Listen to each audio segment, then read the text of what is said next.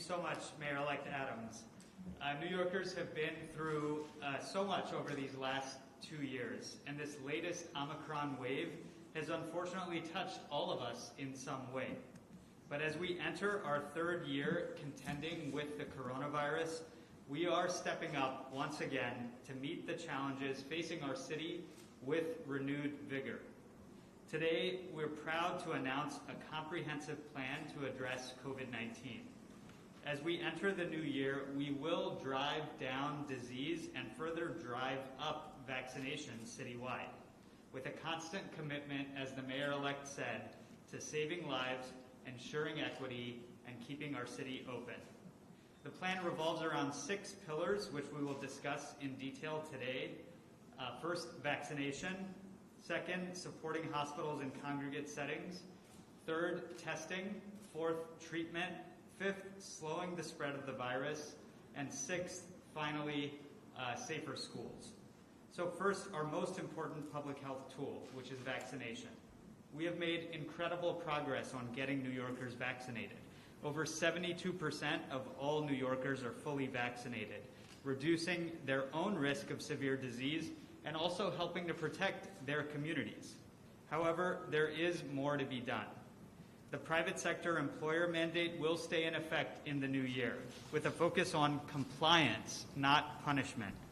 The mayor-elect has charged the incoming team with standing up a dedicated unit to work with employers, foregoing fines so long as employers help get their staff vaccinated. We know businesses share our goals of keeping their staff and their clients safe and their doors open. To put it simply, COVID is bad for business, and vaccination enables not just health, but also a healthy economy. We will also study the need for what we're calling the up-to-date mandate, which would require New Yorkers to have their booster shots under the vaccine mandates currently in place. Studying it encompasses both following the emerging science on the importance of booster doses with Omicron, as well as understanding the impact of the mandate on the settings it would apply to by engaging with unions, the business community, and other partners. In the same vein, the city will set a deadline of this spring for a decision about a vaccine mandate in schools to commence later in 2022. The second pillar is ramping up our work with hospitals and congregate settings to shore up their capacity during the winter surge. I've been in regular touch with hospital leaders over the last several weeks, understanding what they are seeing and experiencing, and yesterday I was at my neighborhood hospital, Elmhurst. Our hospitals are among the best in the world, and they are now quite experienced with COVID, but they will continue to need our support, particularly for staff who have already borne so much. We will resource our health and hospital system to ensure we have the capacity to address new hospitalizations as a result of the Omicron wave. Dr. Katz and H&H have already begun shifting to virtual ambulatory care services and are reinforcing nurse staffing levels. And we will improve safety in our congregate settings, like shelters, nursing homes, and jails, for some of the most vulnerable New Yorkers. We will reduce risk for residents and staff by supporting rapid isolation and quarantine protocols, and ensuring that these sites have adequate testing and vaccination resources, such as additional booster clinics in nursing homes. And now let me move to our third pillar, testing. Since the Omicron wave began, we've already added more than 60 new testing sites, but we won't stop there. Test and Trace will continue to increase the number of testing sites and ensure widespread access to rapid tests. Earlier this week, I visited our Bronx Neighborhood Health Action Center, hearing from neighboring NYCHA residents about how important free test kits were to them, either because they couldn't find any in a pharmacy or they were unaffordable. We will also provide clear testing guidance for specific settings, including the private sector. And I'm particularly grateful to the mayor-elect for his surging resources to the health department, including over 250 staff, to keep our public health infrastructure strong and nimble enough to respond to other needs as they arise in COVID response. With that, Mr. Mayor-elect, I believe I'm turning to my colleague, Dr. Ashwin Vasan, to speak to the rest of our pandemic plan. Thank you so much, Dr. Chokshi. Thank you to the Mayor-elect and to the entire team for the opportunity to be here with you today to talk about the remainder of the winter pandemic plan.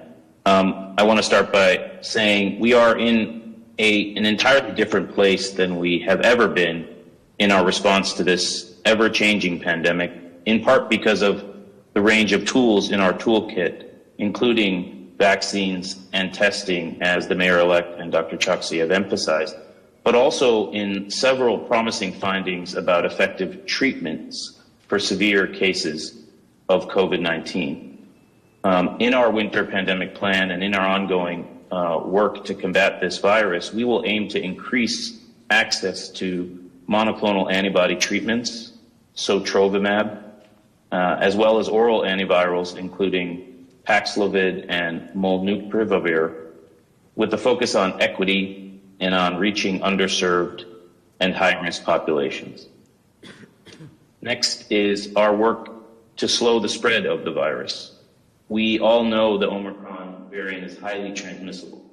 Slowing the spread is going to require strong coordination of our resources on the ground and clear lines of communication. In that vein, the city will distribute an additional 2 million higher grade, higher filtration masks, including KN95s, KF94s, and N95s in January, particularly via community-based organizations, health department, and H&H sites. This is a moment to really activate our community leaders and credible messengers to ensure that every community gets the resources they need.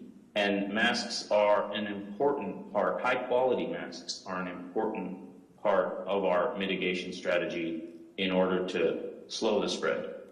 We are also going to invest in creating new ways of communicating with New Yorkers about the state of the pandemic. We will create and release a simple, color-coded system that shows the level of threat of the virus at any moment in time and communicates clearly what level of safety measures are in place across the city. And finally, to a critical component of our plan, which is schools. We know so many parents, educators, and children are anxious about what this means for our schools, what Omicron means for our schools, and how to reopen safely. To fully reopen on January 3rd, we will implement the Stay Safe, Stay Open plan announced on Tuesday with Mayor de Blasio and Governor Hochul. And we're going to focus on 3 things in particular: doubling surveillance testing in schools and adjusting the situation room and contact tracing protocols in partnership with the DOE, sending home millions of rapid at-home tests for students, educators, and staff, especially those who may have been recently exposed to a positive case, and strengthening our mitigation measures, including higher quality masks and improved ventilation in schools.